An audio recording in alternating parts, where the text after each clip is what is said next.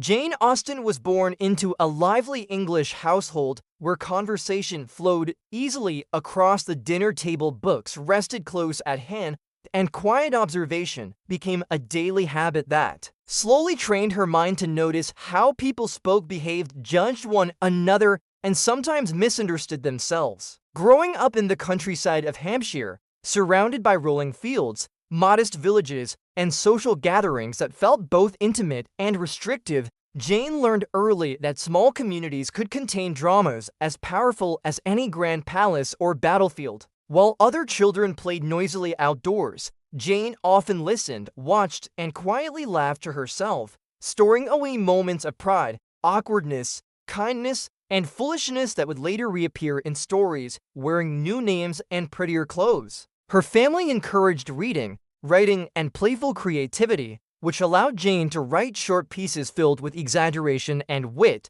showing that humor could gently poke at society without shouting or demanding attention. Even at a young age, she understood that manners often hid emotions, and polite smiles sometimes concealed worrying, jealousy, or ambition. The world around Jane seemed calm and orderly, yet beneath the surface, strict rules controlled marriage, money, and a woman's future, quietly shaping lives long before anyone spoke openly about desire or independence. Jane Austen noticed these invisible forces, not with anger, but with curiosity sharpened by irony, realizing that rules could be both protective and unfair at the same time. As she grew older, her writing matured, becoming less playful and more precise, as if each sentence balanced carefully between kindness and sharp observation. She discovered that comedy worked best when it revealed truth rather than avoided it, allowing readers to laugh while recognizing familiar behavior in the characters. Living in a society where women had limited choices, Jane refused to write stories where happiness arrived by accident or beauty alone, choosing instead to explore intelligence, self-awareness, and moral growth. Her heroines were never perfect because perfection taught nothing, and Jane believed that misunderstanding oneself was the first step toward learning. She studied conversations closely, shaping dialogue that felt simple yet carried hidden meanings, pauses, and judgments that changed entire relationships. When Jane began writing full novels, she focused on everyday settings, believing that true drama lived not in castles, but in drawing rooms where small decisions created lasting consequences. Sense and Sensibility reflected the tension between emotion and restraint, showing how reason and feeling wrestled inside the same human heart. Pride and Prejudice followed soon after, weaving humor, romance, and sharp social insight into a story where first impressions often misled, and humility became more powerful than charm. Elizabeth Bennet's lively mind mirrored Jane's own belief that intelligence and self-respect mattered more than status or wealth. Through Mr. Darcy's quiet transformation, Jane showed that growth required reflection, honesty, and the courage to admit mistakes. Readers found themselves entertained, yet gently challenged, because Jane asked them to examine their own assumptions while enjoying the dance of conversation and misunderstanding. Although her novels felt light and playful, they quietly questioned marriage as an economic transaction, revealing how love and respect should matter just as much as security. Jane Austen wrote with precision, carefully choosing each word as if polishing a small mirror that reflected society clearly without distortion. Despite her talent, publication was slow and recognition limited, partly because she lived in a world that rarely celebrated women's voices openly. She published anonymously, allowing her work to speak without her name, trusting readers more than reputation. Financial uncertainty followed her, reminding her that creativity did not guarantee comfort. Still, she continued revising, improving, and refining her novels, showing patience that matched her sharp wit. Illness gradually affected her strength, yet her mind remained observant and active, continuing to shape characters even as her body weakened. Her later works, including Emma, displayed deeper complexity, exploring self-deception, responsibility, and the delicate art of growing wiser. Jane did not create villains filled with cruelty, but ordinary people guided by pride, fear, and misunderstanding, because she believed human flaws were more interesting than evil. Her humor remained gentle but firm, refusing to mock without purpose. Even as her life remained quiet and relatively small, her fictional worlds expanded, touching readers far beyond her village. Jane Austen passed away before realizing how lasting her influence would become, leaving behind stories that whispered rather than shouted.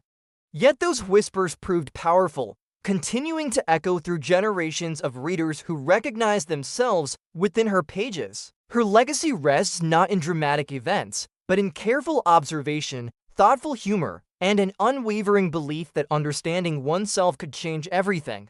And as her novels continued to travel across time, they carried Jane's steady voice forward, inviting new readers to listen closely, smile gently, and reflect deeply. As Jane Austen's novels slowly found their readers, the quiet humor and emotional precision within her stories began to gain strength, like a melody that at first sounds gentle but grows powerful as listeners recognize its truth and rhythm. People started to see that her characters were not simply figures in romantic plots, but carefully constructed mirrors reflecting pride, fear, hope, and growth, all moving beneath polite conversation and carefully chosen words. Her stories invited readers to lean closer because nothing important was shouted, yet everything meaningful was present in the pauses, the glances, and the misunderstandings that slowly unraveled. Readers laughed at awkward proposals and foolish judgments, but soon realized that the jokes carried weight, revealing how easily humans misread one another when guided by pride or habit.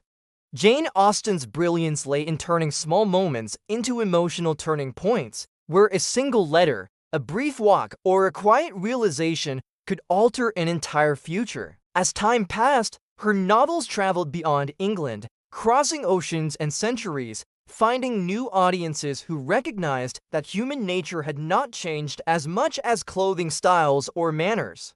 Young readers discovered that her characters felt surprisingly modern, struggling with self-worth, expectation, family pressure, and the courage required to change one's mind. Teachers, writers, and thinkers began to study her work closely, uncovering layers of structure, irony, and psychological insight beneath her graceful prose. Jane's restrained style proved deceptive because behind each sentence stood careful planning and a deep understanding of how people grow through mistakes rather than perfection. Her influence spread quietly but persistently, shaping future novelists who learned that realism and emotional honesty could be just as powerful as dramatic adventure.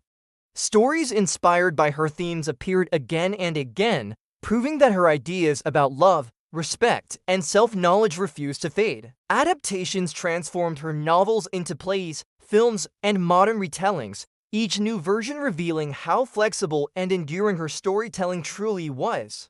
Characters like Elizabeth Bennet, Emma Woodhouse, and Anne Elliot continued to evolve with each generation, speaking freshly to new readers while remaining unmistakably themselves. Jane Austen became a symbol of wit balanced with warmth, intelligence paired with empathy, and observation guided by compassion rather than cruelty.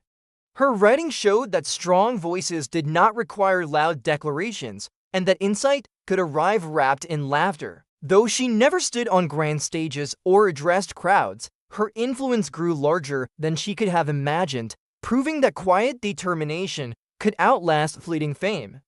Her novels encouraged readers to slow down, listen carefully, and question their assumptions, gently training hearts and minds without preaching. By placing growth at the center of her stories, Jane reminded readers that learning often begins with discomfort and humility.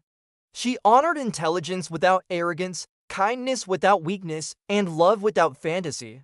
Even today, her work invites discussion, debate, and delight, continuing to spark curiosity and connection. Jane Austen's legacy lives not only in bookshelves, but in conversations, classrooms, and creative minds inspired by her clarity. Her life, though short and outwardly modest, reminds us that influence is not measured by noise, wealth, or spectacle.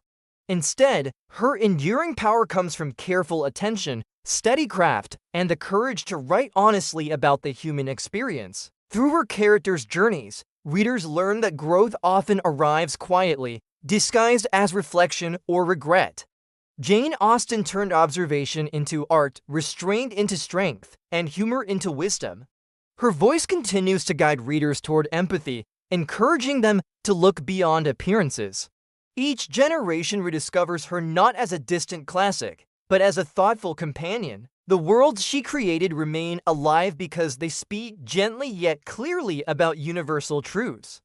And as long as people continue to wonder about love, character, and self-understanding, Jane Austen's stories will continue their journey. Her quiet pen reshaped storytelling, proving that lasting change often begins with a careful sentence. In the end, Jane Austen's greatest triumph was not fame during her lifetime, but the enduring connection between her words and the hearts of readers. Through patience, insight, and humor, she built a legacy that time could not silence. Her stories still invite us to smile, reflect, and grow.